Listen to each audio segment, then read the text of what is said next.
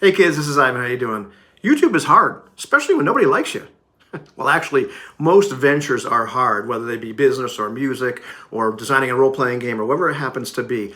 But in this video, I wanted to talk about and examine the dynamics of doing what you need to do in order to grow a YouTube channel or any kind of venture, and trying to remain healthy psychologically. Now, if you're like me, you've struggled with, low self-esteem and wanting people to like you and to accept you and equating your self-image and self-worth with other people's acceptance. And, part of that is simply genetic. We are social creatures. We are evolved to want the group to like us and accept us because that generally meant survival. And so we carry that genetic baggage with us now.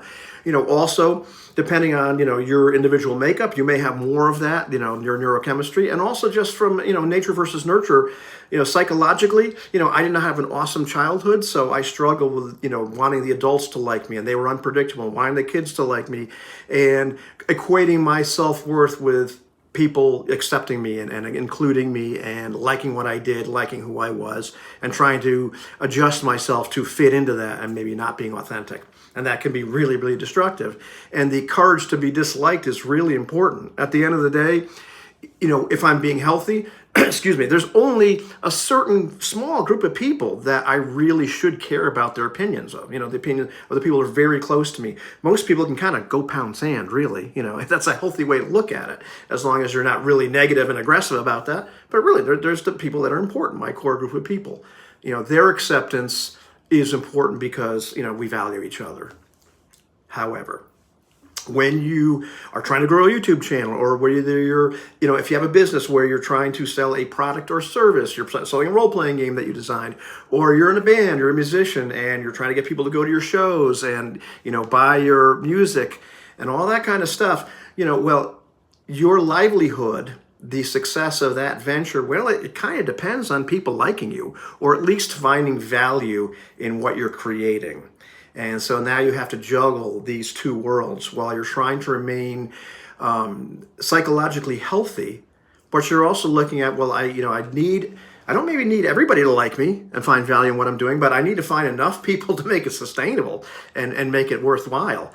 And in my experience, having done a bunch of things like that, obviously still music, YouTube is one of those things that tends to happen in real time, and you can get really caught up in because the feedback is almost immediate. You published a video and you can see not only how many views it got, but how many people it got shown to. And you can get really, really, what percentage of people actually watched your video, how long they watched it, how many likes versus dislikes you got, all that kind of stuff. And you get this very immediate feedback of how well you did. And it's very easy to feel, oh man, I'm really not doing that well. And part of that is a function of how the YouTube algorithm works. I got really lucky 14 years ago that I made this very first video I made, and a lot of people watched it in 2 days. And by a lot, I mean a couple hundred. But 14 years ago, I was like, wow, this is awesome. So I had this very, this positive feedback right away. That was 14 years ago. But you can make this video and now look at it, and oh man, I got 53 views. That's it. And one dislike and 3 likes. The YouTube algorithm, if I can say that, does exactly what it's supposed to do. There's nothing wrong with it. There's nothing evil about it. But what it does is it tends to show your video to a certain number of people, and it waits and sees what happens. And as it gets to know your channel better, it will send them to people that are more likely to want to watch your content. But in the beginning, it can be very random. And then it waits and it sees, well, okay, well, how many people watched it? How many people liked it? For how long did they watch it for? And then it decides, based on a bunch of criteria, do I extend the amount of people that I show it to? Realistically, if I have a video that gets, 1% of the people that see it, that gets shown their feed, watch it. Well, gosh, if YouTube just showed it to everybody, to 2 billion, my God, I get a gazillion views. Or is it 10 million or whatever it is, whatever 1% of a billion is. 10 million, I think. But wow, that'd be awesome. But that's not how the YouTube algorithm works. And that makes sense because, as a consumer of YouTube, would you want to be shown a gazillion videos that are completely irrelevant that you didn't like? No. You want to be shown things that at least seem to have some kind of traction and maybe were worthwhile for you. And also YouTube they're in it for themselves too. It's not altruistic. They're trying to get people to watch and stay on for longer, and so they can watch the ads and they can make this revenue. And if your content, it really isn't resonating, well, they're not going to push it farther. It doesn't mean your content sucks. It means only a certain number of people, a percentage of people in their test group actually liked it. The bottom line is that can be very, very disheartening. And you can start to think, oh man, nobody likes me. I suck. My content blows, or just nobody likes me. And believe me, those kind of feelings can creep in. I'm very familiar with those. And it's one of those things where you have to remember, well, this is, A, this is a long haul. B, you can always improve what you're doing, so it's a learning experience. And C, well, you maybe just didn't show it to the right people. Or maybe the right people will come later because the videos last forever. It's not that different than most other businesses. In music, there are a lot of bands that, it took them 10 years of constant touring before they got signed. And they seem like these overnight sensations. Well, they were the overnight sensation to you, or all of a sudden, boom, there it is. Wow, it's getting played on the radio everywhere. Do people listen to radio anymore? But getting played on the radio everywhere, and man, people are really loving this. These bands toured for 10 years. Same basic thing. And so it's easy to see the end result of a lot of hard work on the part of other people. You can start to compare yourself to everybody and just start thinking, man, I suck.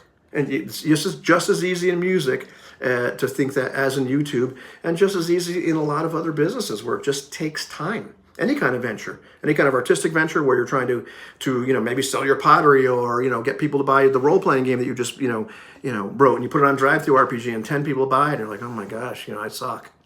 No. There's a lot of people out there competing for attention, all that kind of stuff. So it's one of those things I've discovered. Thankfully, I've done a lot of work on this already, and so I have resources available to me. But you can ask Sue. My mood goes up and down. Oh man, it's got 27 views. I suck. I put my heart into this video. I thought it was something that really would matter to people. Not just that I want to be liked. It's like I thought it was a good message. I thought, it's okay. It's a long haul sort of thing. So it's just one of those things to be aware of in any kind of venture, in YouTube, especially any kind of thing where you're putting your heart and soul into it because, it's something you're really passionate about. You care about music, art, making a role-playing game, whatever it happens to be that floats your boat, and you're trying to, share it with the world, expose other people to it. Maybe I can, make some kind of sustainable living by doing what I'm passionate about, and, feeling that blow. It just takes time. It doesn't mean that you're not worthy. It doesn't mean that, you're, a failure or a bad person, or that people don't like you. It just means, well, some people are just stupid. Or it just takes time to find the right people. You know what I mean? But yes, it's hard. All these things are hard.